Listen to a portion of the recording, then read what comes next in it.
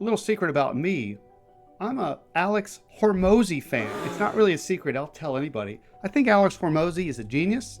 I admire his hustle, and I've been following along his journey from 100 million to $1 billion businesses. He's got multiple businesses. So today, I'm gonna break down something I heard on his podcast and what I think it means for small business. Alex Hormozi does a podcast called The Game, but this is from that podcast, more specifically episode, My 2024 Lessons in Business. And I'm gonna just read you a part of it that kind of spoke to me, and then I'm gonna tie it back to the sale of businesses, which is what I do all day, every day. So here is the quote. I'm gonna paraphrase it, but try and put it into Hormozi's context. I like the 6-month test. At the very least, do a 1-month test, which is just go away for a month. And you show your phone to your operator and you say, here's the deal. You're gonna get an override on this business. So a little profit share, some stock, whatever, we'll figure it out. And in doing that, in exchange for this not ringing, that's the deal, that's the trade. And if this rings, that is not the deal. So it's like, let's role play this out. Let's say a pipe bursts. What do? If it's, I'll call you, wrong answer. Because what do you think I'm gonna do? I'm gonna go call a plumber. So what are you gonna do? Just call the plumber directly. You don't need me to call a plumber. Same idea. What if an emergency happens? You call 911. If it's not an emergency, don't call me. Either way, don't call me. Okay, so I heard this and I thought, okay, you go, Alex Hormozi. You're teaching people the importance of installing a manager. That's what it distills down to. He's talking to business owners and saying it's really important that you are not an owner-operator, that you have a layer between you and your business.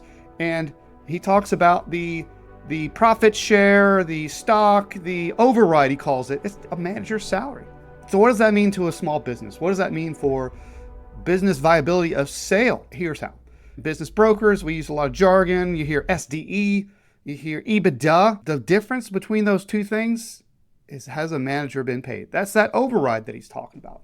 When we calculate the EBITDA of a business, we're saying this is the money that it throws off after the manager's paid. And if there is no manager, if the owner's keeping all of that money, it's an owner-operated business, we're calling that SDE, or discretionary earnings, or cash flow. We have a lot of names for that. But it basically means owner-operated business, it's not as valuable as EBITDA. It's a lower multiple if you get into the valuation piece of it. And so there's a similar paradigm that I'll get into just to kind of further distill this point, and it's along the topic of business owners who own real estate. Quite often, we talk to business owners and they've accumulated wealth and they've bought real estate, they're operating their business out of the real estate, and they're not paying themselves rent, right? They own the real estate. Maybe they've paid off their mortgage already. So it's not a cost that they have to worry about.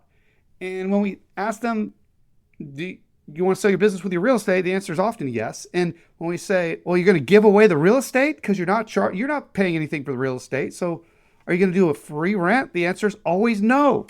So to underscore the point, there's a cost of space in almost every business. Unless it's a totally cloud-based business, there may not be a cost of space. But most businesses do have a cost of space, as do businesses have a cost of management. Here's the big takeaway. I think I heard it from Alex Hormozi. I paralleled it with my real estate example. Quality businesses not only support the cost of the space, but it supports a manager, and it throws off additional consideration for the business owner.